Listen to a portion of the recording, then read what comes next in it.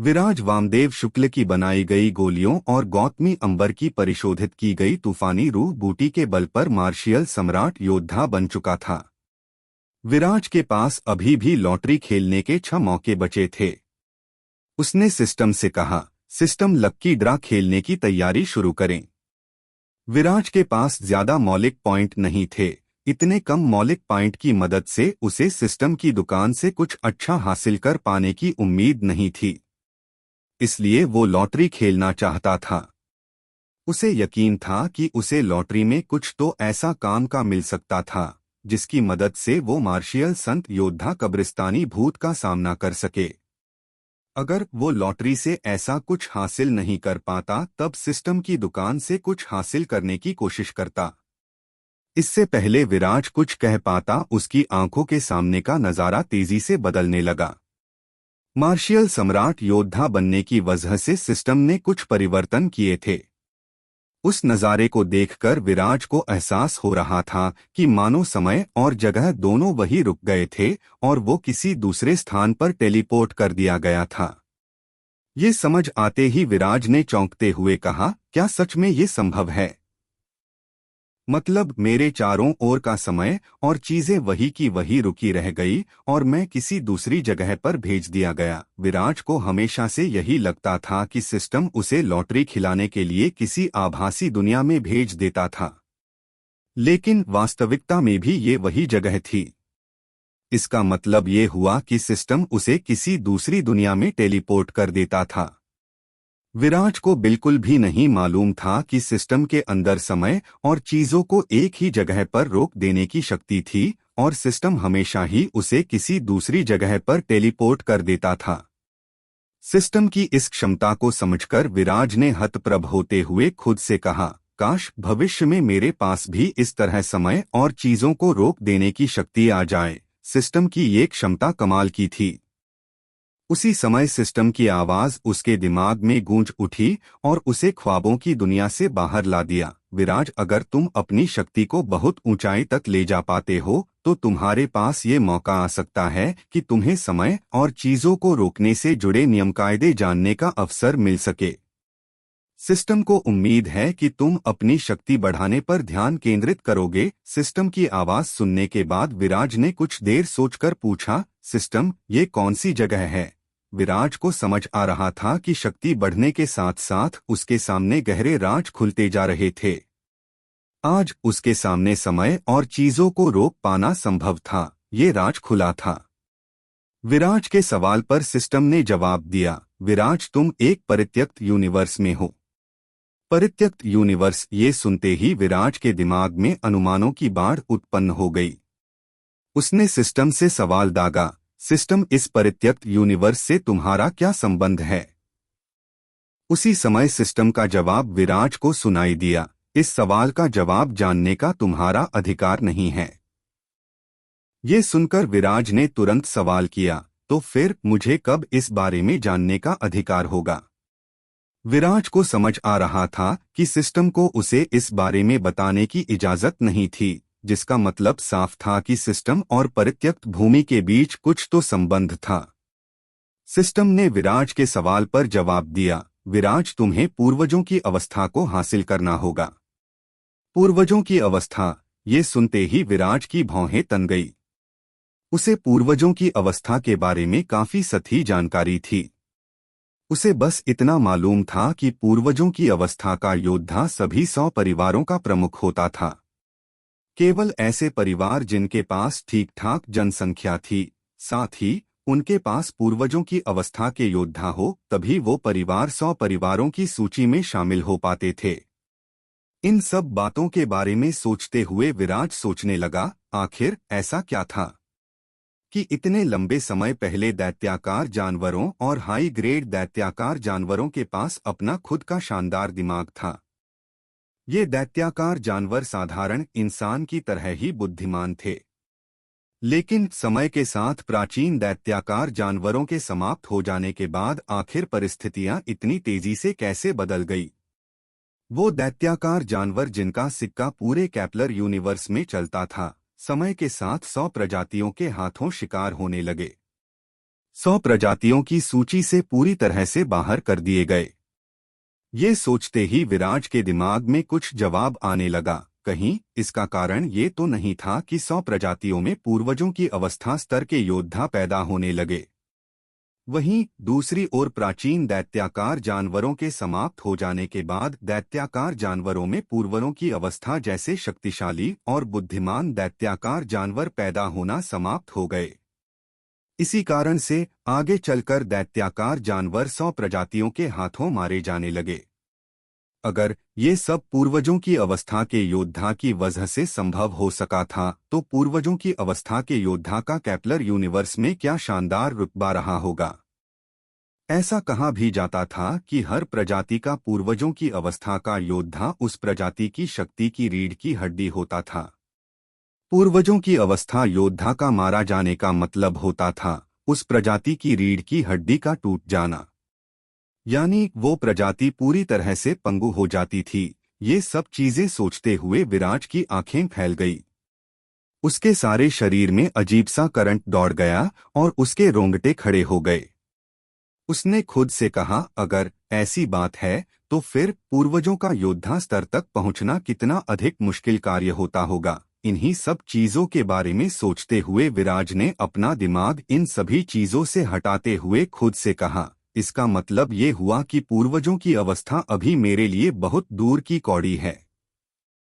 मुझे इस पूरे मामले से अभी दूर ही रहना चाहिए और आज पर ध्यान केंद्रित करना चाहिए। आज मैं एक मार्शियल पूर्वज योद्धा हूं और अब मुझे एक मार्शियल राजा या मार्शियल मोनार्क स्तर का योद्धा बनने के बारे में सोचना चाहिए। जब मैं संत स्तर पर पहुंच जाऊंगा या फिर संत अधिपति बन जाऊंगा, उस समय पूर्वजों की अवस्था के बारे में विचार करूंगा।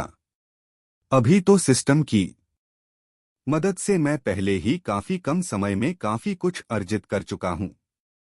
उसके लिए तो इस समय गोली नगर के रचनाकार टेलीपोर्ट के बाहर खड़ा संत स्तर के योद्धा का सामना करना सबसे बड़ी मुसीबत थी।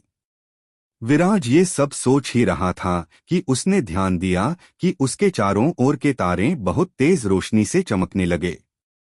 अगले ही क्षण अनंत तारे आकाश से नीचे गिर पड़े। उसी समय 6 तारे आकाश में टूटते हुए विराज के सामने आकर चमकने लगे। उसी समय सिस्टम की आवाजें उसके दिमाग में गूंजने लगी। डिंग! कॉन्ग्रेचुलेशंस! आपने लॉटरी में 888 मौलिक एनर्जी पॉइंट जीते हैं। डिंग! कॉन्ग्रेचुलेशंस!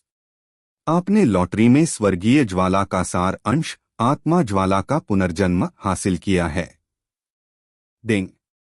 कॉन्ग्रेचुलेशंस! आपने लॉटरी में अटूट गरुड़ कवच हासिल किया है। डिंग! कॉन्ग्रेचुलेशंस! आपने लॉटरी में हिम आत्मा सार हासिल किया है। डिंग! कॉन्ग्रेचुलेशंस! आपने लॉटरी में बिजलियों का समंदर हासिल किया है। डिंग! कॉन्ग्रेचुलेशंस! आपने लॉटरी में अमृत का फव्वारा हासिल किया है। सिस्टम की आवाज के बंद होते ही विराज की आंखों के सामने का नजारा फिर से तेजी से बदल गया और जब उसे वापस से होश आया तो उसने पाया कि वो वापस से साधना कक्ष में वापस लौट आया था। उसकी आंखों के सामने 5 चमकती हुई गेंद हवा में लटकी हुई थी। उसने अपने सूजे हुए सिर को अपने हाथ से पकड़कर कुछ देर रगड़ा। कुछ देर तक शांत रहने के बाद विराज ने हवा में लटकी 5 चमकती हुई गेंदों में से एक गेंद को पकड़कर उसे मसल दिया। उसके ऐसा करते ही एक लाल रंग का हीरा उसके हाथों में आ गया। उस हीरे के अंदर एक ज्वाला हिचकोले खा रही थी। विराज बहुत ध्यान से उस लाल रंग के हीरे को देखने लगा।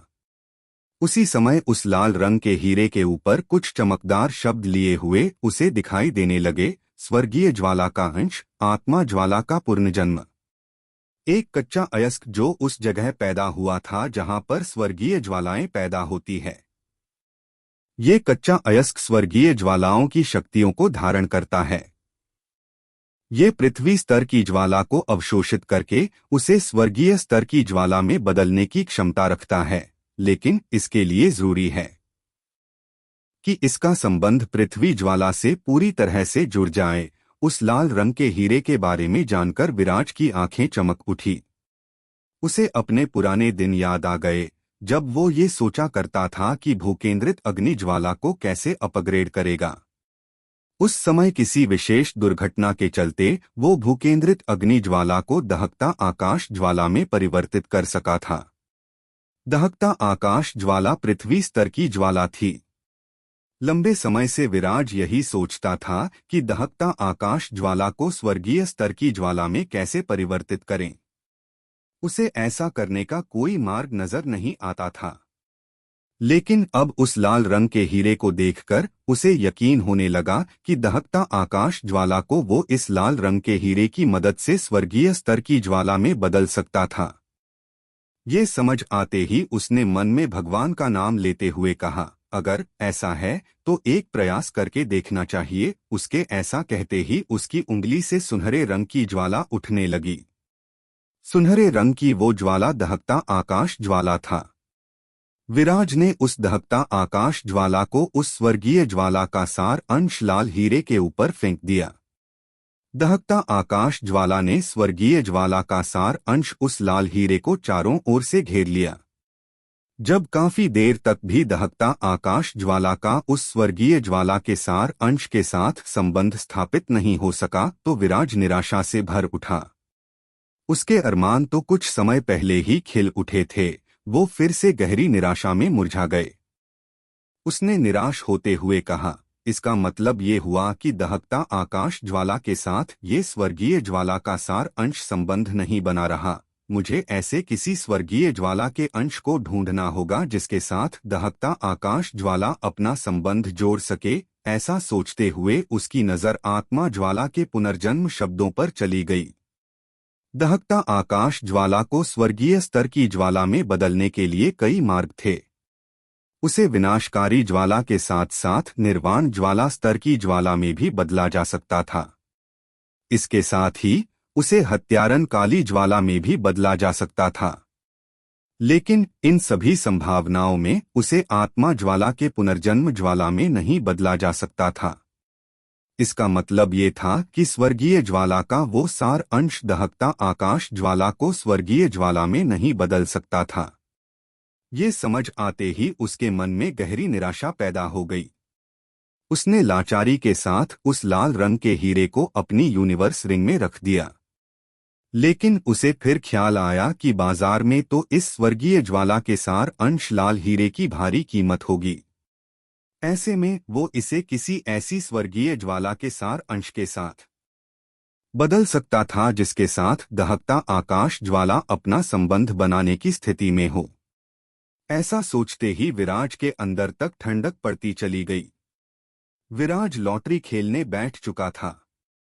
उसके पास लॉटरी खेलने के 6 मौके थे, जिनमें से 2 मौकों में उसे ऐसा कुछ नहीं मिला था जिसके बल पर वो मार्शियल संत स्तर योद्धा का मुकाबला कर सके। तो क्या बचे हुए 4 अवसरों में उसे कुछ ऐसा हासिल होने वाला था जिसके दम पर वो मार्शियल संत योद्धा का सामना कर पाएगा।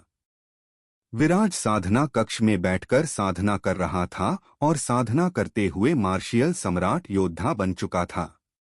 वामदेव शुक्ल की भेजी गई गोलियों और तूफानी रूह बूटी गोलियों के सेवन के बाद विराज ने सिस्टम से मिली लॉटरी को खेलना शुरू कर दिया था। विराज को पहली बार पता चला था कि सिस्टम के पास समय और चीजों को रोक देने की क्षमता थी। ये देखकर विराज के अंदर भी ये कला सीखने की इच्छा बलवती होते चली गई। हालांकि सिस्टम ने उसे इस तकनीक के बारे में कुछ भी बताने से मना कर दिया। विराज को लॉटरी से स्वर्गीय ज्वाला का सार अंश मिला था, जिसे बाजार में किसी के साथ बदलकर विराज ऐसी स्वर्गीय ज्वाला का सार अंश हासिल कर सकता था जो उसकी दहकता आकाश ज्वाला के साथ संबंध बना सके, जिससे उसकी दहकता आकाश ज्वाला पृथ्वी स्तर की ज्वाला से बढ़कर स्वर्गीय स्तर की ज्वाला बन सके। विराज की आंखों के सामने अभी भी 4 गेंदें हवा में लटकी हुई थी। बिना कोई देर लगाए विराज ने एक गेंद को पकड़कर खींच लिया और उसे मसल दिया। ऐसा होते ही हिमकण के आकार का क्रिस्टल उसके हाथों में प्रकट हो गया। उस क्रिस्टल के ऊपर कुछ पंक्तियां लिखी हुई दिखाई देने लगी। विराज ने उन पंक्तियों को पढ़ा तो वो क्रिस्टल था हिम आत्मा सार। संत स्तर योद्धा या उससे ऊपर के स्तर के हिम आत्मा योद्धाओं की मौत के बाद हिम आत्मा सार उत्पन्न हुआ था। इस सार का असर हिम आधारित विशेष शारीरिक संरचना पर काफी अच्छे से होता था। हिम आत्मा सार हिम आधारित मार्शियल तकनीक को बढ़ाता है और हिम आधारित मार्शियल कला की शक्ति को बढ़ाता है। ये देखकर विराज की भौहें सिकुड़ गई। विराज सोचने लगा, मेरे तो ये हिम आत्मा सार किसी काम का नहीं। अगर मैं इसे इनायादी को भी दे दूं तो ये उनके काम का भी नहीं होगा। वो पहले ही चरम हिम शरीर बनाकर काफी आगे बढ़ चुकी है। इसके साथ अब वो आकाशगंगा अकादमी में जा चुकी है। उन्हें अब इस तरह की चीजों की कोई आवश्यकता नहीं रह गई है। मैं इसका उपयोग किसी और को देने में कर सकता हूँ। ऐसा सोचते हुए विराज के दिमाग में एक विचार कौंध गया। चारकोल को अपनी शक्ति बढ़ाने के लिए बहुत से संसाधनों की जरूरत रहती है। हिम आत्मा सार से वो अपनी शक्ति में इजाफा कर सकता है। हिम आत्मा सार में बड़ी मात्रा में काला चारकोल भी शामिल है। इसका मतलब ये हिम आत्मा सार चारकोल के काम आ सकता है। ये ठीक है, मैं इसे चारकोल को दे दूंगा। विराज विदिशा नगर लौटने पर इसे चारकोल को देने का मन बना चुका था। इस समय अगर कोई वहां होता और हिम आत्मा सार का जो उपयोग विराज करने की सोच रहा था उसे ये पता चल जाता तो उसे विराज पर तेज गुस्सा आ जाता। ये बात हर किसी को मालूम थी कि हिम आत्मा सार को उत्पन्न करना हद से ज्यादा मुश्किल काम था। यहाँ तक कि हिम भूमियों में भी बहुत कम मात्रा में ही हिम आत्मा सार उत्पन्न हो पाता था। हिम आत्मा सार पर न जाने कितने ही योद्धाओं और दैत्याकार जानवरों की नजरें टकटकी लगाए गढ़ी रहती थी। वो इसे पाने के लिए लालायित रहते थे। ऐसे योद्धा जो हिम आत्मा को वशीभूत करने में सफल रहते थे वो हिम आत्मा के अनंत लाभों को भी हासिल करने में समर्थ हो जाते थे। खासकर वो लोग हिम आधारित मार्शियल तकनीकों को सीख पाने में सक्षम हो पाते थे, जिसका मतलब होता था कि अगर वो हिम आत्मा को वशीभूत कर सके तो उनकी शक्तियों में आमूलचूल परिवर्तन आ जाता था। दैत्याकार जानवरों के लिए तो हिम आत्मा सार एक अमृत की तरह था, जिसे पीते ही उनके शरीर में बड़े बदलाव संभव हो पाते थे और वो कहीं ज्यादा शक्तिशाली बन पाते थे। हिम आत्माओं के लिए अपनी मार्शियल तकनीक बढ़ाना बहुत ही मुश्किल कार्य था और संत स्तर का योद्धा बनना तो सामान्य योद्धाओं की तुलना में कहीं ज्यादा मुश्किल कार्य था।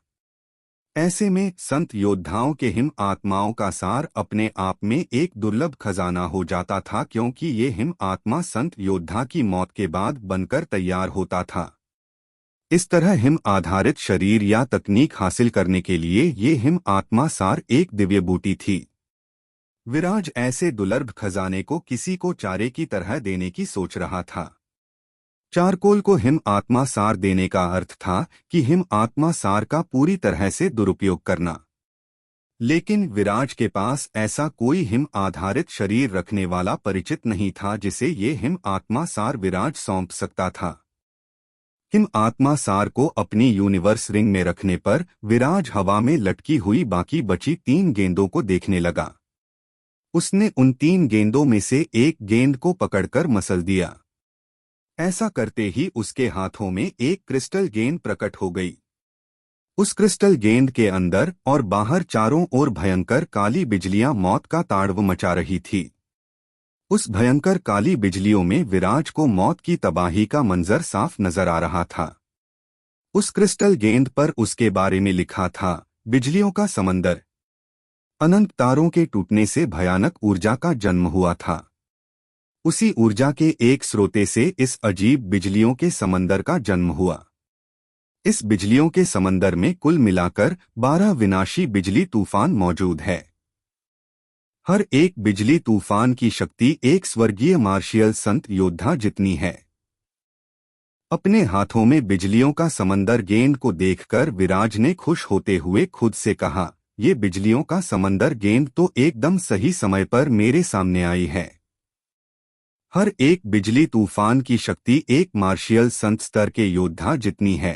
जिसका मतलब ये हुआ कि उस कब्रिस्तान भूत संत स्तर के हत्यारे का सामना करने में ये बिजलियों का समंदर गेंद मेरे बहुत काम की साबित होने वाली है। वैसे भी ये भूत प्रजाति बहुत ही नकारात्मक ऊर्जा से बने होते हैं और ये बिजली का समंदर तो बहुत ही पवित्र और शुद्ध एनर्जी की धारा से उद्भव हुए हैं। ऐसे में संत स्तर के सभी भूत प्रजाति के योद्धा इस बिजलियों के समंदर को नहीं झेल पाएंगे। विराज को समझ आ रहा था कि बिजलियों के 12 तूफानों को झेल पाना संत स्तर के कब्रिस्तानी भूत के लिए संभव नहीं हो पाएगा। अगर वो किसी गुप्त तकनीक या खजाने से अपने आप को इन बिजलियों के तूफानों से बचा भी लेता तो भी वो बहुत बुरी तरह से घायल तो हो ही जाता। इतने शक्तिशाली बिजलियों के समंदर के प्रहारों से बने घावों को भरने में सालों का समय लग जाता। कुछ सालों में तो विराज को मालूम था कि उसकी शक्ति सारी हदें पार कर जाती। उस समय एक संत स्तर का योद्धा उसके लिए एक मच्छर की तरह हो जाता। इसलिए अगर कुछ सालों बाद कब्रिस्तानी भूत उससे लड़ने आता तो विराज उसे वही मौत के घाट उतार देता। ये सब सोचते ही विराज को अंदर तक एक असीम शांति का एहसास होने लगा। कब्रिस्तानी भूत अब उसके लिए कोई समस्या नहीं रहा था।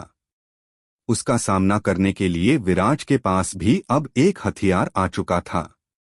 उस बिजलियों का समंदर गेंद को अपनी यूनिवर्स रिंग में रखने के बाद विराज की नजर हवा में लटकी हुई बाकी 2 गेंदों पर जाकर टिक गई।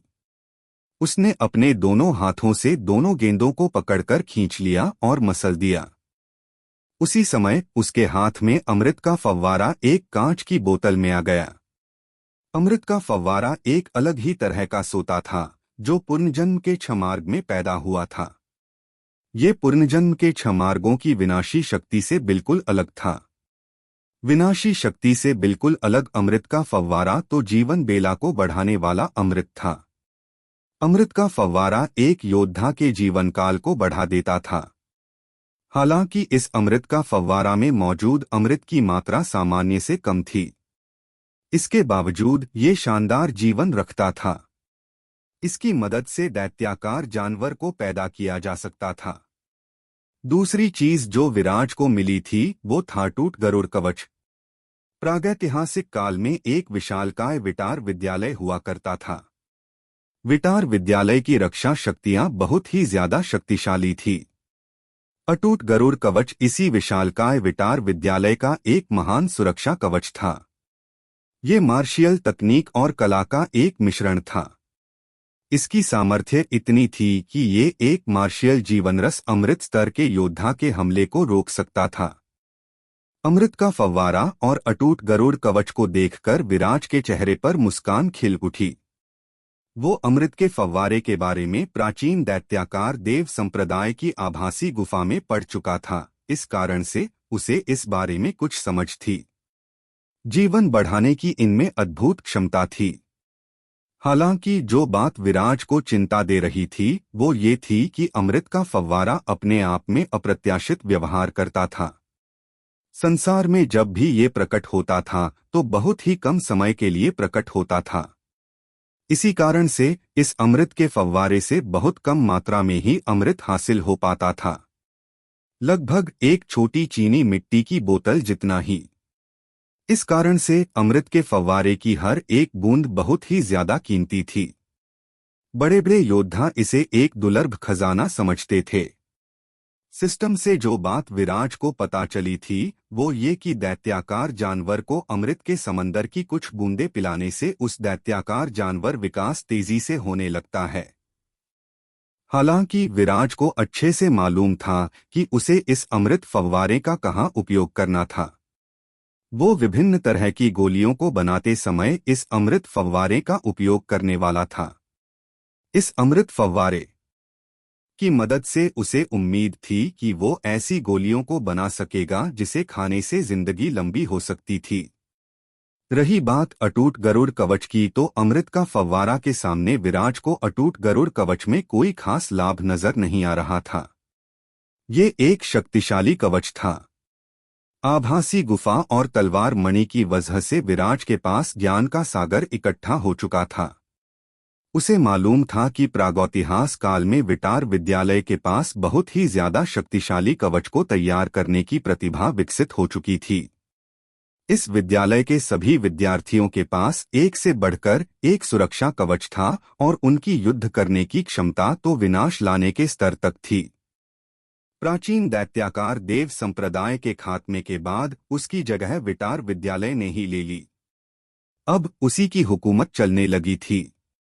लेकिन किसी दुर्भाग्यपूर्ण दुर्घटना में विटार विद्यालय का भी अंत हो गया। विटार विद्यालय की जगह पर कुछ ड्रैगन की हड्डियां भी बची रह गई। अटूट गरुड़ कवच विटार विद्यालय का एक सामान्य कवच था। विटार विद्यालय के बाहरी शिष्यों के पास गैरविनाशी अटूट गरुड़ कवच होता था, वहीं विटार विद्यालय के आंतरिक शिष्यों के पास विनाशी अटूट गरुड़ कवच था।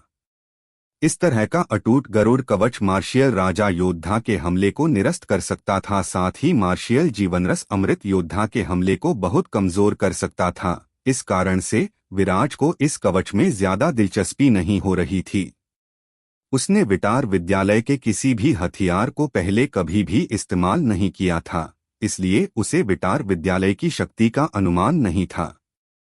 विराज ने सोचा, ये सुरक्षा कवच मेरे किसी खास काम का नहीं है। हालांकि वो अटूट गरुड़ कवच कलिंजर एम्पायर के अंदर एक बहुत ही शक्तिशाली हथियार था।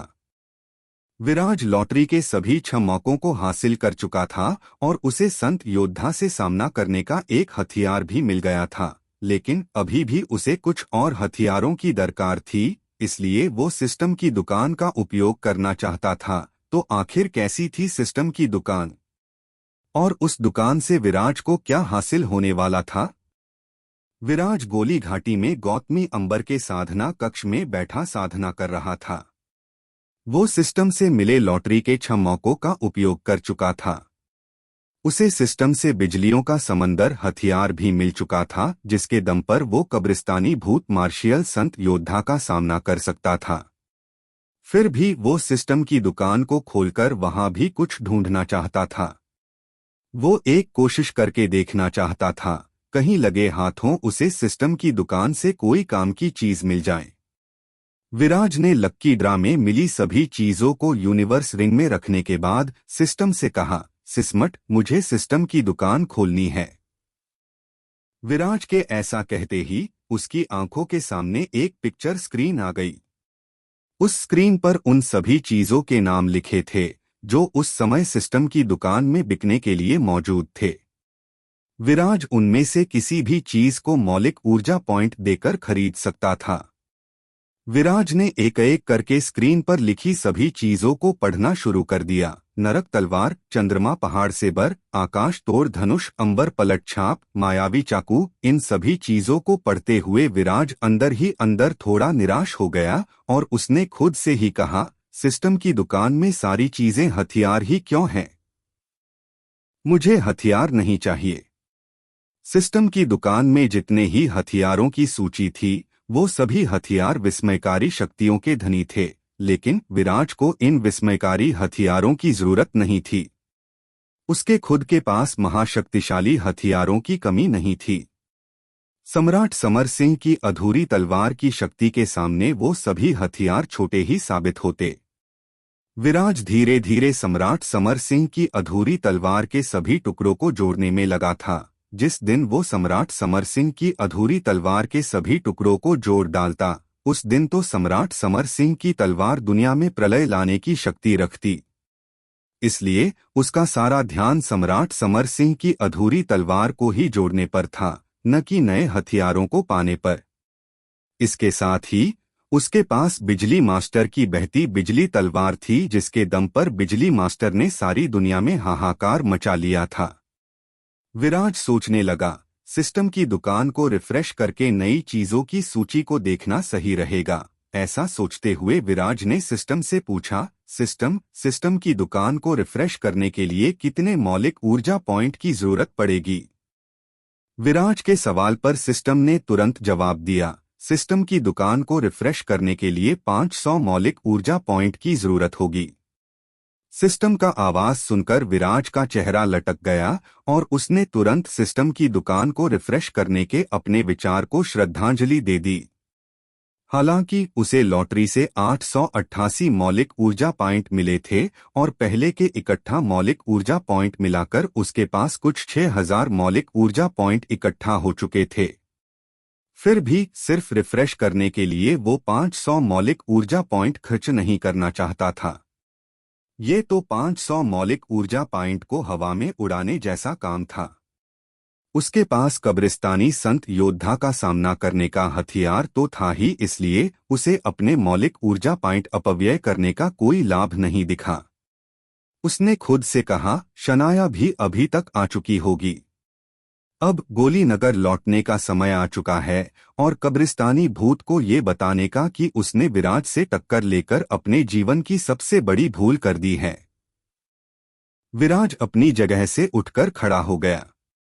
उसने अपने चारों ओर बने सुरक्षा रचनाकार प्रतिरूप को निष्क्रिय किया और वो साधना कक्ष से बाहर निकल आया और साधना कक्ष के पीछे बने अतिथिगृह की ओर चला गया। वहां पर शनाया, गोल्डन पंख और नचिकेत विराज के साधना कक्ष से बाहर आने की प्रतीक्षा कर रहे थे। विराज के अतिथि गृह में आते ही नचिकेत ने तेजी से वहां आते हुए कहा, मित्र विराज, तुम साधना कक्ष से बाहर आ गए। तुम्हारा एकांतवास पूरा हुआ। गोल्डन पंख भी विराज के पास आ गया और उसने विराज को देखकर कहा, फर्स्ट ग्रेड मार्शियल सम्राट योद्धा, लगता है उस्ताद ने इस बार काफी कुछ अर्जित कर लिया। विराज को सेकंड ग्रेड मार्शियल पूर्वज से सीधे फर्स्ट ग्रेड मार्शियल सम्राट योद्धा बना देखकर नचिकेत हतप्रभ रह गया। उसे मालूम था कि जिन 4 गोलियों की बोतलें विराज के पास थी और तूफानी रूह बूटी गोलियों के साथ विराज तेजी से अपना मार्शियल लेवल बढ़ा सकता था, लेकिन विराज एक साथ लगभग सभी गोलियां का इस्तेमाल करके अपना मार्शियल लेवल बढ़ा लेगा, ये उसने उम्मीद नहीं की थी। उसने चौंकते हुए पूछा, विराज, क्या इन 7 दिनों में तुमने सभी गोलियां का इस्तेमाल कर लिया? नचिकेत का सवाल सुनकर विराज हतप्रभ रह गया, क्योंकि नचिकेत के इस सवाल से उसे पता चला कि वो पिछले 7 दिनों से साधना में था। उसने चौंकते हुए पूछा, मुझे साधना करते हुए 7 दिन हो गए? मुझे तो मालूम ही नहीं चला। इस पर नचिकेत ने कहा, तुम तो बहुत जल्दी आ गए। जितने स्तरों को तुमने हासिल किया है, तुम्हें तो कम से कम 1 महीना लगना था। पता नहीं सिर्फ 1 हफ्ते में तुमने ये कैसे किया? नचिकेत की बात सुनकर विराज ने कहा, काफी लंबा समय मैंने बिता दिया। इस हफ्ते में क्या कुछ ऐसा हुआ है जो मुझे जानना चाहिए? ये सुनकर नचिकेत ने जवाब दिया, हाँ, हुआ तो है, लेकिन वो क्या हुआ है ये शनाया ही तुम्हें बताए तो बेहतर होगा। ऐसा कहकर नचिकेत शनाया की तरफ देखने लगा तो उसके पीछे कुछ दूरी पर खड़ी विराज को देखे जा रही थी। गोल्डन पंख और नचिकेत के पीछे शनाया दूर ही खड़ी थी और विराज को सामने देखकर भी उसके नजदीक नहीं आई थी। ये देखकर विराज सोचने लगा, लगता है शनाया का गुस्सा अभी तक उतरा नहीं। अब क्या किया जाए? उसी समय नचिकेत ने गोल्डन पंख से कहा, गोल्डन पंख, तुम्हें वो करिश्माई बूटी को देखना था ना? वो बूटी पास की ही एक पहाड़ी पर है, चलो मैं तुम्हें दिखाकर लाता हूँ। नचिकेत की बात सुनकर गोल्डन पंख समझ गया कि नचिकेत विराज और शनाया को अकेला छोड़ना चाह रहा था। गोल्डन पंख ने तुरंत कहा, हाँ, चलो चलते हैं। नचिकेत और गोल्डन पंख तेजी से वहां से चले गए। दोनों के जाने के बाद विराज शनाया के नजदीक आया। विराज ने शनाया से कहा, शनाया, अब नाराजगी छोड़ दो। ये सुनकर शनाया ने विराज के होठों पर अपना हाथ रखते हुए कहा, नाराजगी नहीं, शर्मिंदगी। उस समय तो तुम पर गुस्सा करके मैं वहां से निकल गई, लेकिन बाद में मुझे समझ आया कि मेरा व्यवहार कितना अनुचित था। सच में मैंने कुछ ज्यादा ही भला बुरा बोल दिया तुम्हें। मैं इसके लिए माफी चाहती हूँ। शनाया का बदला हुआ रूप देखकर विराज हतप्रभ रह गया। उसने तुरंत कहा, अरे शनाया, कैसी बात कर रही हो? तुमने ऐसा कुछ नहीं कहा। शनाया ने विराज से कहा, नहीं, मैंने अपनी सीमा का अतिक्रमण किया था, ये मुझे मालूम है। खैर, तुम्हें पूरे 7 दिन लग गए साधना करते हुए। हमें तो समझ ही नहीं आ रहा था कि तुम और कितने दिन साधना में रहोगे। नचिकेत तो कह रहा था कि तुम 1 माह से पहले बाहर नहीं निकलने वाले। ये सुनकर विराज ने कहा, तुम कब वापस लौटी? इस पर शनाया ने कहा, मैं तो अगले दिन ही शाम को वापस लौट आई थी, लेकिन तुम्हें साधना की गहन अवस्था में देखकर हम लोग किसी और काम में लग गए। ये सुनकर विराज ने कहा, किस काम में लग गए? इस पर शनाया ने कहा, तुम यहाँ पर दिव्य मंदिर के लिए गोली घाटी के प्रमुखों से बात करने आए थे, तो मैंने नचिकेत के साथ मिलकर गोली घाटी के कई प्रमुख लोगों से इस बारे में बात की। शनाया की बात सुनकर विराज भाव विभोर हो गया। शनाया ने उसके लिए गोली घाटी के प्रमुखों से बात की थी, ये उसके लिए थोड़ा भावुक पल था। उसने शनाया से कहा, तुम्हें ये कष्ट करने की क्या आवश्यकता थी? मैं साधना से बाहर आकर गोली घाटी के प्रमुख लोगों से बात करने ही वाला था। इस पर शनाया ने कहा, उस दिन तुम्हारे ऊपर गुस्सा करके मैं चली तो गई, लेकिन अगले दिन तक आते आते मुझे अपने ऊपर गुस्सा आने लगा। वापस लौटने पर तुम साधना में थे, तो तुमसे बात नहीं हो सकी। तो मैंने सोचा कि खाली बैठने से तो अच्छा है कि कुछ काम ही कर लिया जाए। तो बस नचिकेत के साथ मिलकर मैं गोली घाटी के कई प्रमुख लोगों से मिलने चली गई। ये सुनकर विराज ने पूछा, तो क्या गोली घाटी के प्रमुख दिव्य मंदिर के जीर्णोद्धार के लिए सहमत हुए या नहीं? ये सुनकर शनाया का चेहरा मायूसी से लटक गया। शनाया का मायूस चेहरा देखकर विराज समझ गया कि खबर अच्छी नहीं थी। उसने तुरंत अपने दिल को मजबूत बनाते हुए कहा, तुम्हें जो कहना है खुलकर कहो। शनाया ने कहा, हमने गोली घाटी के कई प्रमुखों से इस बारे में बात की, लेकिन। इस पर विराज ने पूछा, हाँ, लेकिन क्या? शनाया ने जवाब दिया, उन सभी का कहना है कि दिव्य मंदिर के जीर्णोद्धार के लिए अपार धन और संसाधनों की आवश्यकता होगी। गोली घाटी के पास भले ही अपार संसाधन हो, लेकिन उन्हें ऐसे ही इन संसाधनों को व्यय करने की अनुमति नहीं है। उन्हें इसके लिए सभी लोगों से बातचीत करनी होगी, जिसमें लंबा समय लगने की उम्मीद है। मेरे पूछने पर कि कितना समय लग सकता है, उन्होंने समय का कोई भी विवरण देने से इनकार कर दिया।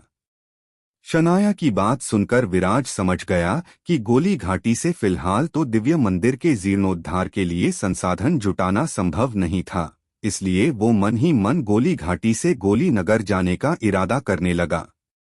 उसने शनाया से कहा, तुमने मेरे लिए इतना प्रयास किया, इसका लिए मैं तुम्हारा आभारी हूँ। इस पर शनाया ने कहा, ऐसा मत कहो, मैं तो अपने व्यवहार के लिए शर्मिंदा हूँ। तुम पता नहीं मेरे बारे में क्या क्या सोच रहे हो। पता नहीं कैसी लड़की है, घमंडी, सिरफिरी, नकचढ़ी, गुस्सैल। ये सुनकर विराज ने तुरंत कहा, अरे नहीं, मैंने ऐसा कुछ भी नहीं सोचा था। हालांकि विराज ने शनाया के बारे में ये तो सोचा ही था कि अमीर परिवार की गुस्सैल लड़की, लेकिन अब विराज को समझ आ रहा था कि शनाया तो बहुत ही अच्छे दिल की समझदार लड़की थी। इसके साथ ही उसमें आगे बढ़कर नेतृत्व करने की भी क्षमता थी। उसी समय नचिकेत और गोल्डन पंख वापस लौट आए। नचिकेत एक अल्केमिस्ट था, इसलिए मार्शियल स्तरों के प्रति उसकी दिलचस्पी कम ही थी। वो खुद एक 9th ग्रेड मार्शियल आत्मा योद्धा था, लेकिन वो अपना सारा समय गोलियां बनाना सीखने में ही खर्च करता था। इसी वजह से उसने विराज को 2nd ग्रेड मार्शियल पूर्वज से सीधे 1st ग्रेड मार्शियल सम्राट योद्धा बनने पर कोई खास प्रतिक्रिया नहीं दी और उसे अच्छे से पचा लिया। वैसे भी वो महान अल्केमिस्ट गौतमी अंबर का शिष्य था और उनके साथ रहते हुए वो बहुत सारे करिश्मे घटते हुए देख चुका था। उसे इन सब चीजों की अब तो आदत सी पड़ गई थी। नचिकेत के वहां आने पर विराज ने नचिकेत से कहा, नचिकेत, मुझे गोली नगर जाना है। ये सुनकर नचिकेत ने कहा, अच्छा, तो तुम तुरंत गोली नगर जाने की सोच रहे हो? विराज ने मुस्कुराते हुए कहा, तुमने सही समझा। मित्र नचिकेत, तुम्हें ये तो मालूम है ही कि मैं कलिंजर एम्पायर से हूँ। वहां पर अभी कुछ ही समय में चंद्रगुप्त रैंकिंग के लिए मुकाबले शुरू होने वाले हैं। उसी के लिए मुझे जल्द से जल्द वहां पहुंचना होगा। विराज वापस गोली नगर जाने वाला था, जहां पर कब्रिस्तानी भूत बेसब्री से उसका इंतजार कर रहा था ताकि उसे मारकर अपने भाई की मौत का बदला ले सके। तो क्या विराज बिजलियों के समंदर की मदद से उस कब्रिस्तानी भूत का काम तमाम कर पाएगा, या फिर कोई बड़ी मुसीबत फन फैलाए विराज की राह ताक रही थी। विराज गोली घाटी दिव्य मंदिर के जीर्णोद्धार के लिए आया था, लेकिन गोली घाटी के प्रमुखों ने बातचीत के लिए समय मांगा। गोली घाटी के आने दौरान उसका सामना कब्रिस्तानी भूत प्रजाति के सौदागर से हुआ था, जिसे उसने मार गिराया था।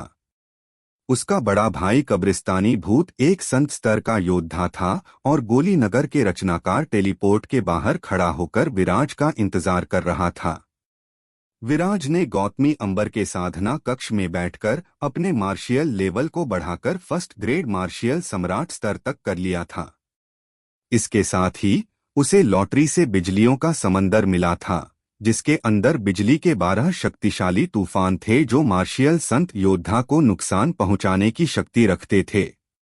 विराज उस मार्शियल संत कब्रिस्तानी भूत को तगड़ा सबक सिखाना चाहता था। वो ये भी जानता था कि उस कब्रिस्तानी भूत से भागने का कोई लाभ नहीं, उसका सामना करना ही अंतिम उपाय था। नचिकेत ने कुछ ही देर में विराज के वापस गोली घाटी रोकने की सारी व्यवस्था कर दी। विराज ने शनाया की ओर देखकर हल्की आवाज में कहा, शनाया तुम यहीं रुको। पहले मैं और गोल्डन पंख गोली नगर जाएंगे। तुम कुछ समय बाद गोली नगर आ जाना। ये सुनकर शनाया समझ गई कि गोली नगर के रचनाकार टेलीपोर्ट के बाहर सौदागर का भाई जो मार्शियल संत योद्धा था, वो खड़ा था और विराज की राह देख रहा था। ये समझकर ही वो अंदर तक कांप उठी। उसने डरते हुए हल्की आवाज में विराज से कहा, विराज अगर तुम्हें मालूम है कि गोली नगर के रचनाकार टेलीपोर्टेशन पर मार्शियल संत योद्धा खड़ा है, तो हम लोगों को गोली नगर के रचनाकार टेलीपोर्टेशन जाने की जरूरत ही क्या है। हम लोग गोल्डन पंख की पीठ पर सवार होकर सीधे कलिंजर एम्पायर निकल लेते हैं। थोड़ा समय ज्यादा तो लगेगा, लेकिन जान है तो जहान है। शनाया की बात सुनकर विराज ने कहा, नहीं शनाया, मार्शियल संत योद्धा से बचकर कहां तक भागेंगे। उसके लोग गोली घाटी के चारों ओर फैले होंगे। अगर हमने गोल्डन पंख की पीठ पर सवार होकर भागने की कोशिश भी की तो भी उसे पता चल जाएगा और वो मार्ग में ही हमारे सामने आ जाएगा। इसलिए अगर उसका सामना करना ही है तो योद्धाओं की तरह आमना सामना करके ही करना बेहतर होगा। ये सुनकर शनाया अंदर तक घबरा गई। घबराहट से उसके रोंगटे खड़े हो गए। उसने कांपते अधरों से कहा, परंतु वो एक मार्शियल संत योद्धा है और तुम सिर्फ एक मार्शियल सम्राट योद्धा। मैं मानती हूं कि तुम्हारे जैसा योद्धा मैंने अपनी पूरी जिंदगी में नहीं देखा, लेकिन तुम दोनों की शक्ति में जमीन आसमान का फर्क है। शनाया को घबराता देखकर विराज ने अपने दोनों हाथ शनाया के कंधे पर रखकर उसकी आंखों में देखते हुए कहा, शनाया तुम्हें मुझ पर भरोसा है या नहीं। शनाया ने जवाब दिया, हाँ भरोसा है। इस पर विराज ने कहा, तो मेरा भरोसा रखो, मुझे कुछ नहीं होगा। आज अगर किसी का कुछ होगा तो उस मार्शियल संत योद्धा का होगा। आज उसे पता चलेगा कि विराज वर्धन से टकराने का क्या अंजाम होता है। सारी दुनिया को वर्धन परिवार की शक्ति का अनुमान आज हो जाएगा। उस वसु परिवार को उसकी औकात समझ आ जाएगी। विराज के इस आत्मविश्वास से लबालब शक्ति के पुंज स्वरूप को देखकर शनाया के अंदर उमड़ रहे संशय के बादलों ने प्रस्थान कर लिया और उनकी जगह शक्ति की बिजलियां उसकी रगों में दौड़ने लगी और उसने विराज की आंखों में देखकर दृढ़ता के साथ कहा, ठीक है, तो अगर ये बात है तो जाओ और उस मार्शियल संत योद्धा को खत्म कर दो। मैं कुछ समय बाद गोली नगर आऊंगी। कुछ समय के लिए दोनों एक दूसरे को निश्चल नजरों से देखते रहे, मानो आंखों ही आंखों में एक दूसरे से जहां भर की बातें कर रहे हो, और फिर विराज गोल्डन पंख को साथ लेकर वहां से निकल गया। शनाया और नचिकेत उस पहाड़ी की चोटी पर विराज और गोल्डन पंख को तब तक देखते रहे जब तक पहाड़ी के रास्ते पर चलते हुए वो दोनों दिखना बंद नहीं हो गए। उन दोनों के जाने के बाद नचिकेत ने कहा, चलो, यहाँ पास ही एक ज्येष्ठ अल्केमिस्ट है, मैं उनसे मिलाने तुम्हें लेकर चलता हूँ। ये सुनकर शनाया ने कहा, ठीक है, चलते हैं। अगले ही पल वो दोनों भी उस ज्येष्ठ अल्केमिस्ट से मिलने उनके निवास की ओर चल पड़े। कुछ ही देर में विराज और गोल्डन पंख गोली घाटी के रचनाकार टेलीपोर्टेशन के बाहर खड़े थे। विराज ने गोल्डन पंख से कहा, गोल्डन पंख, युद्ध के लिए तैयार हो जाओ। जैसे ही हम गोली नगर के रचनाकार टेलीपोर्टेशन पहुंचेंगे, हमारे ऊपर कब्रिस्तानी भूत का हमला हो जाएगा। ऐसा कहते हुए विराज ने चमकती हुई गेंद को अपनी यूनिवर्स रिंग से बाहर निकाल लिया। उस चमकती हुई गेंद के अंदर भयंकर बिजलियां उठ रही थीं। वो बिजलियों का समंदर था। विराज की बात सुनते ही गोल्डन पंख तुरंत युद्ध के लिए तैयार हो गया और उसने कहा, आप चिंता न करें उस्ताद। विराज ने गोल्डन पंख से कहा, गोल्डन पंख, तुम्हें पहले जाना होगा और वहां जाकर उस कब्रिस्तानी भूत का ध्यान भटकाना होगा। मुझे ये बिजलियों का समंदर उसके ऊपर मारने के लिए कुछ समय की आवश्यकता पड़ेगी। हालांकि विराज जानता था कि भले ही गोल्डन पंख की शक्ति अपार थी, लेकिन एक मार्शियल संत योद्धा के सामने वो ज्यादा देर तक टिक पाने की स्थिति में नहीं था। लेकिन विराज को बस कुछ समय की जरूरत ही थी। विराज की बात पर गोल्डन पंख ने कहा, ठीक है उस्ताद। इसके तुरंत बाद गोल्डन पंख गोली घाटी के रचनाकार टेलीपोर्टेशन में घुस गया। इसके बाद गोल्डन पंख के पीछे विराज भी रचनाकार टेलीपोर्टेशन में घुस गया। अगले ही पल वो दोनों रचनाकार टेलीपोर्टेशन से होकर गोली नगर के रचनाकार टेलीपोर्टेशन पहुंच चुके थे। गोली नगर रचनाकार टेलीपोर्टेशन के सामने खड़े होकर कब्रिस्तानी भूत कई दिनों से विराज का इंतजार कर रहा था। उसके जासूस गोली घाटी के चारों ओर फैले हुए थे, जिससे उसे मालूम था कि विराज गोली घाटी में ही था और किसी भी समय गोली नगर आने वाला था। उसने गोली नगर के टेलीपोर्टेशन के बाहर कई सारे रचनाकार कैद प्रतिरूप बना दिए थे, ताकि विराज बचकर यहां से भाग न सकें। कब्रिस्तानी भूत अच्छे से जानता था कि वो गोली नगर के बाहर ये सब कार्य कर रहा था, इसलिए उसने गोली नगर के सुरक्षा प्रमुख को खूब सारी रिश्वत देकर यहाँ पर कैद रचनाकार बना लिए थे। हालांकि उसने अभी तक किसी भी रचनाकार प्रतिरूप को सक्रिय नहीं किया था। वो तो विराज का इंतजार कर रहा था। विराज के आते ही वो सभी रचनाकार प्रतिरूपों को सक्रिय कर देता। उसी समय गोल्डन पंख रचनाकार टेलीपोर्टेशन में पहुंच गया। गोल्डन पंख को देखकर कब्रिस्तानी भूत ने कहा, अच्छा, तो उसने माहौल को समझने के लिए पहले अपने आत्मा के संबंध जानवर को भेजा।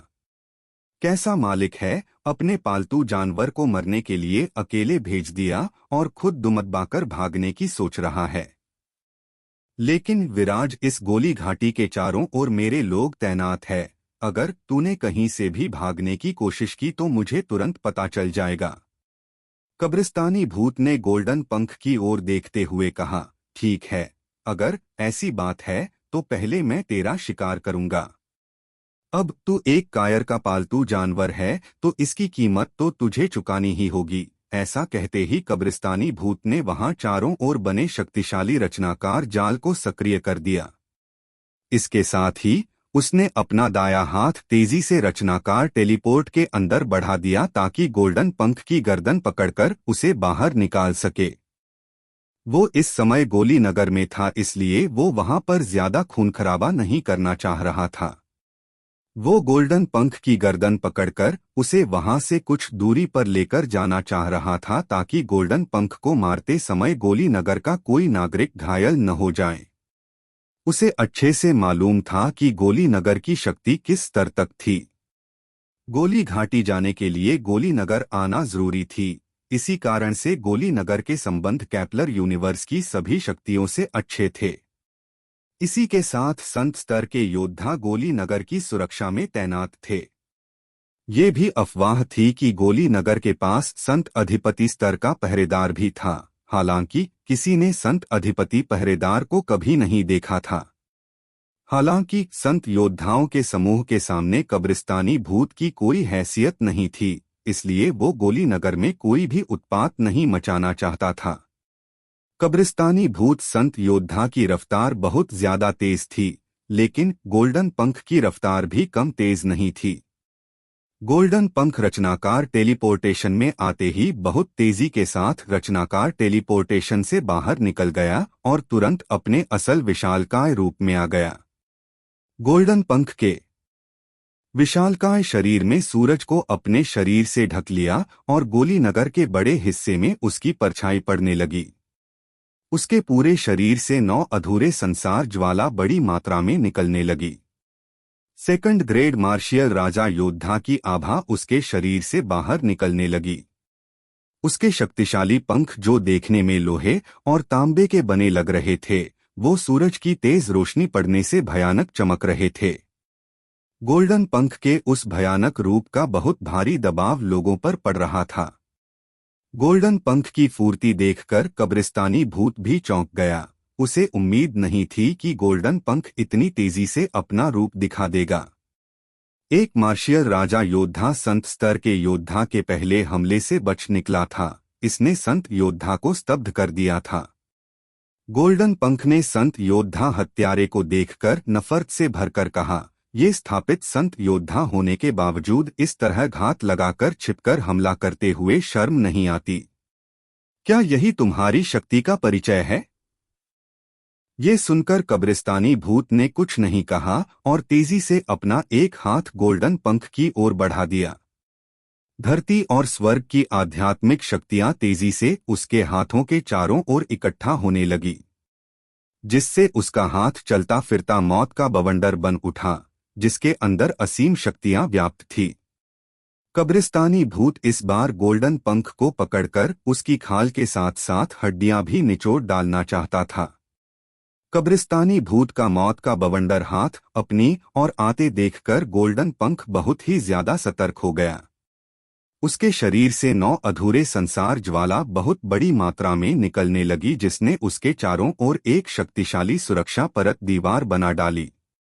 ठीक उसी समय रचनाकार टेलीपोर्टेशन की बत्ती जल उठी और विराज तेजी से रचनाकार टेलीपोर्टेशन से बाहर निकल आया। कब्रिस्तानी भूत ने जैसे ही विराज को रचनाकार टेलीपोर्टेशन से बाहर निकलते देखा तो उसकी गर्दन पकड़ने के लिए अपना दूसरा हाथ उसकी ओर बढ़ा दिया। विराज पहले से ही कब्रिस्तानी भूत के हमले के लिए तैयार था। वो तुरंत स्वर्गीय चाल की फूर्ति से अपनी जगह से हट गया और कब्रिस्तानी भूत की पकड़ से बाहर चला गया। ये देखकर कब्रिस्तानी भूत झल्ला गया। उसके हाथों से 2 कनिष्ठ योद्धा 2 बार बच निकले थे। ये तो उसके लिए शर्म से डूबकर मरने की बात थी। उसी समय कब्रिस्तानी भूत की नजर विराज के शरीर से निकलने वाली आभा पर पड़ी और उसकी आभा देखकर वो हक्का बक्का रह गया। विराज सेकंड ग्रेड मार्शियल पूर्वज योद्धा से फर्स्ट ग्रेड मार्शियल सम्राट योद्धा बन गया था, और वो भी सिर्फ 1 हफ्ते में। उसने कभी किसी को इतनी तेज रफ्तार से अपना मार्शियल स्तर बढ़ाते नहीं देखा था। लेकिन आज उसे कुछ भी करके विराज का काम तमाम करना ही था। उसके शरीर से प्राणघातक कातिलाना आभा निकलने लगी। विराज और कब्रिस्तानी भूत मार्शियल संत हत्यारा आमने सामने खड़े थे, तो क्या होने वाला था इन दोनों के बीच होने वाले युद्ध का परिणाम? क्या विराज कब्रिस्तानी भूत को मारकर ये युद्ध जीतने वाला था, या फिर कब्रिस्तानी भूत के हाथों भयंकर रूप से घायल होकर मरने की कगार पर पहुंचने वाला था? विराज गोल्डन पंख के साथ गोली नगर आ चुका था। गोली नगर आते ही मार्शियल संत योद्धा कब्रिस्तानी भूत ने विराज और गोल्डन पंख पर हमला कर दिया। हालांकि वो दोनों ही कब्रिस्तानी भूत के पहले प्रहारों में बच गए, जिससे कब्रिस्तानी भूत झल्ला गया। उसके शरीर से शक्तिशाली प्राणघातक आभा निकलने लगी। इसके साथ ही भूतिया दिमागी तलवार धार भी निकलने लगी। उसने वहां चारों ओर बनाई गई रचनाकार जालों से विराज के ऊपर हमला कर दिया। उसे अब इस बात की कोई परवाह नहीं रही थी कि विराज को मारने के क्रम में आसपास के लोगों को चोट न पहुंच जाए। इससे वो गोली नगर के नियमों का खुलकर उल्लंघन करने वाला था। वो ऐसा इसलिए करने को मजबूर हो गया था क्योंकि विराज की रफ्तार बहुत ज्यादा तेज थी, जिसे देखकर वो समझ गया कि आसपास के लोगों की चिंता करके वो विराज को पकड़ नहीं सकेगा। विराज ने सिर्फ 7 दिनों में 7 मार्शियल स्तर पार कर लिए थे। ये कोई छोटी घटना नहीं थी। कब्रिस्तानी भूत अच्छे से जानता था कि भले ही ऐसा करने के लिए उसने गोलियों का ही सहारा क्यों न लिया हो, फिर भी अपार आध्यात्मिक ऊर्जा को अवशोषित करने के लिए बहुत अधिक समय की जरूरत पड़ती थी। उसके हिसाब से 8 स्तर पार करने के लिए जितनी ऊर्जा का प्रवाह उसके शरीर के अंदर हुआ होगा, उसे कम से कम 1 से 2 महीनों का समय तो लगना ही चाहिए था। और अगर इसने बेवकूफ़ी में खूब सारी गोलियां खा ली थी तो इससे उसका आधार बुरी तरह से खराब हो चुका होना चाहिए था।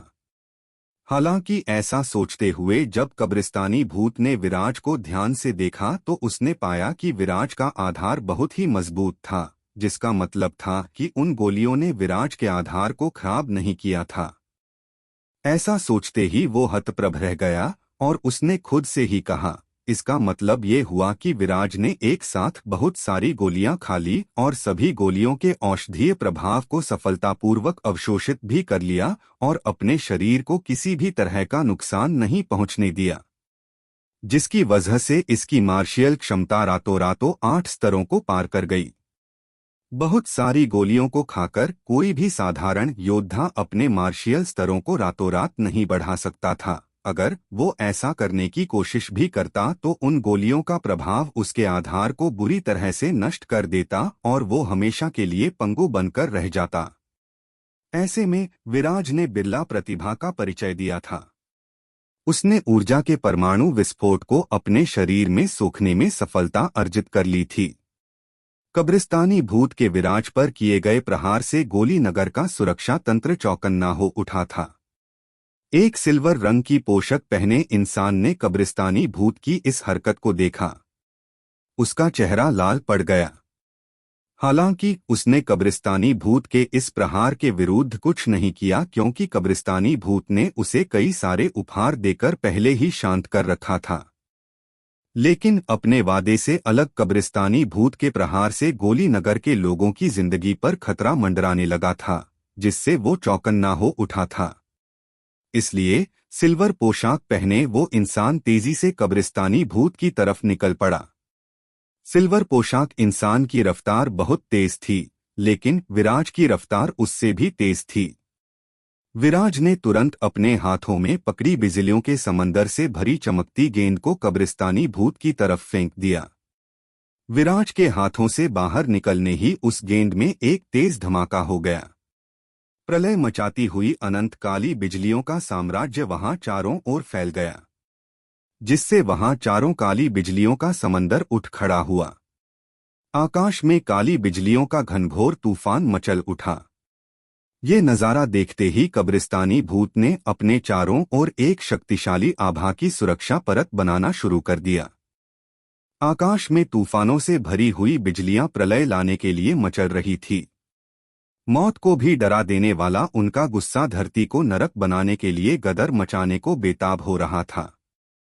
हर एक बिजली तूफान से भयानक शक्तिशाली आभा निकल रही थी और कब्रिस्तानी भूत पर टूट पड़ने के लिए ललायत हुए जा रही थी।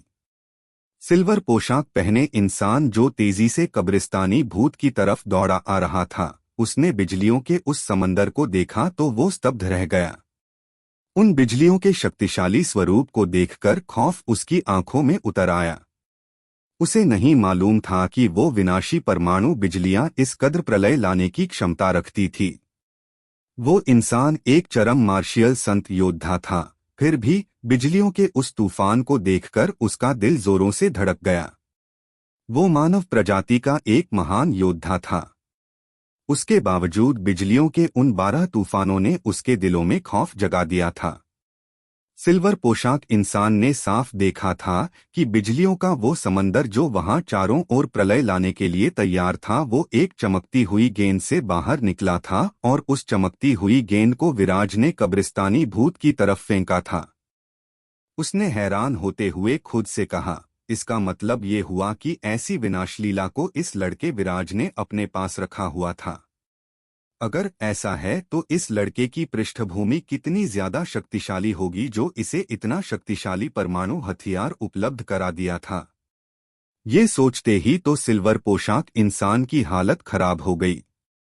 उसने कब्रिस्तानी भूत से बहुत सारे संसाधन लिए थे ताकि जिस समय कब्रिस्तानी भूत विराज पर हमला करें वो वहां शांत खड़ा रहकर सिर्फ तमाशा देखे। लेकिन अब सिल्वर पोशाक को लग रहा था कि अगर विराज यहाँ मारा गया तो उसके पीछे जो लोग खड़े थे वो यहाँ आकर तांडव मचा देंगे।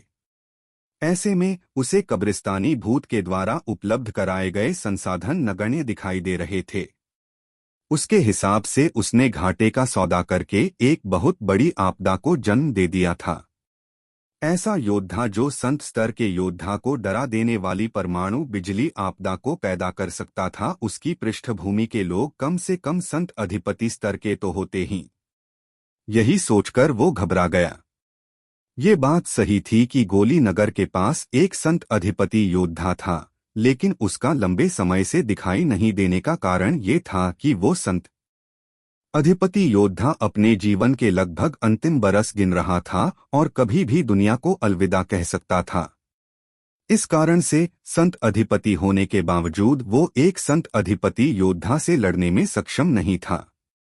अगर वो कोशिश भी करता तो उसका मारा जाना तय था।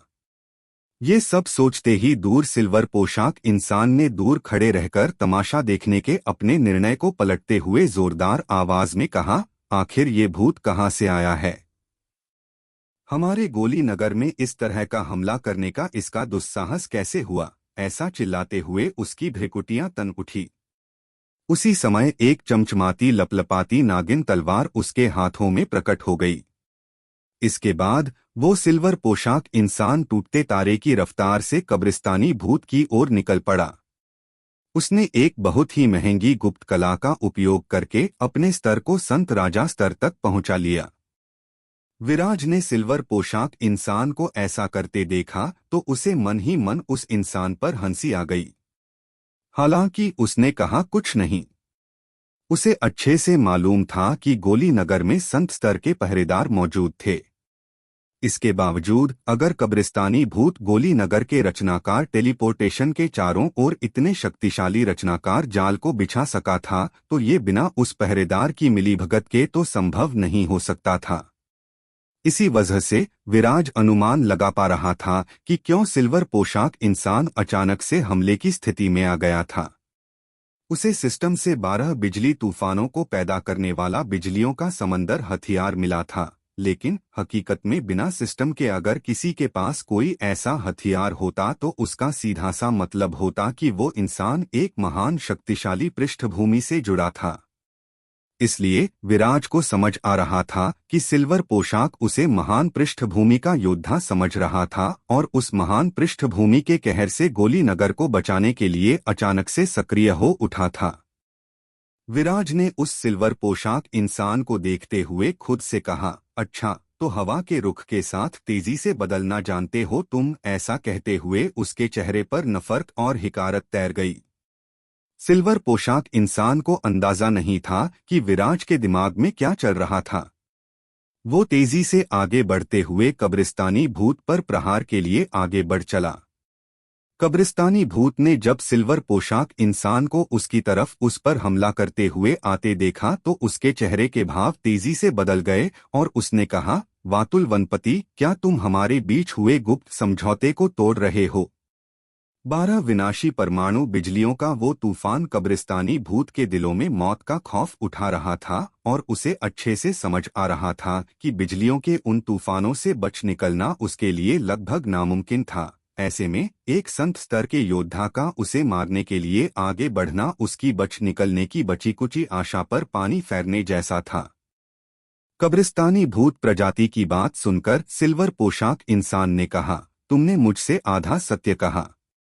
तुमने मुझे बताया था कि एक मामूली मार्शियल पूर्वज योद्धा है, लेकिन ऐसा तो बिल्कुल भी नहीं है। तुम तो यहाँ पर मानव प्रजाति के एक महान जीनियस को मारने आए हो।